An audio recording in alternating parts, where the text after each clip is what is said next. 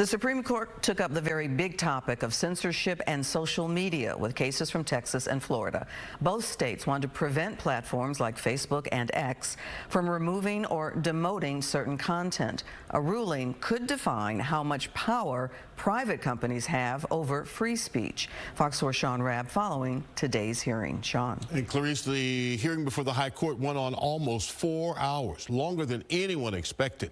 Some justices at times appeared suspect of the laws passed in 2021 in Texas and Florida that seemingly brought protection to conservatives, claiming social media outlets were liberal and tried to censor certain political views. And the arguments for and against center around the First Amendment.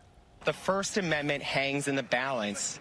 The states of Florida and Texas are attempting to control the greatest vehicle for free expression in human history. The social media public platforms at the High Court fighting against Florida and Texas laws that would prevent them from removing some people or some posts, saying the state laws violate the First Amendment.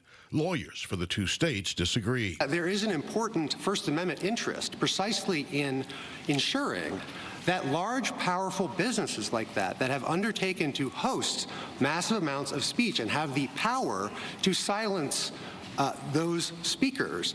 The state has an interest, a First Amendment interest, in promoting, in ensuring the free dissemination of ideas. U.S. Solicitor General Elizabeth Prelogar, arguing for the Biden administration, told the court the government has an interest in facilitating the free exchange of ideas.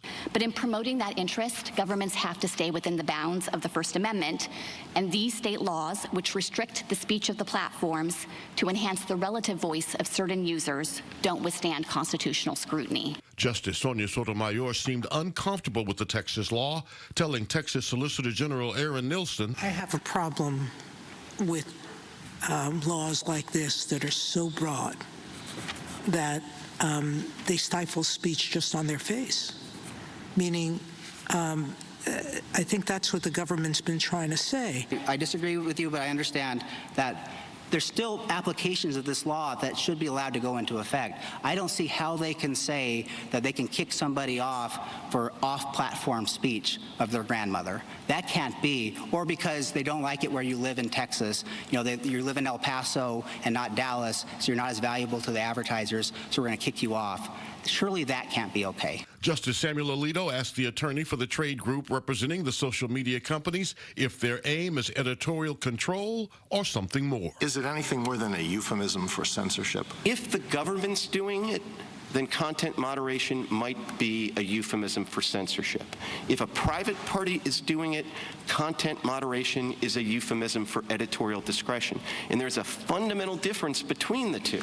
Clements closed his comments, cautioning the court not to let the laws take effect. And this would be the worst First Amendment case in this court's history if you started down that road.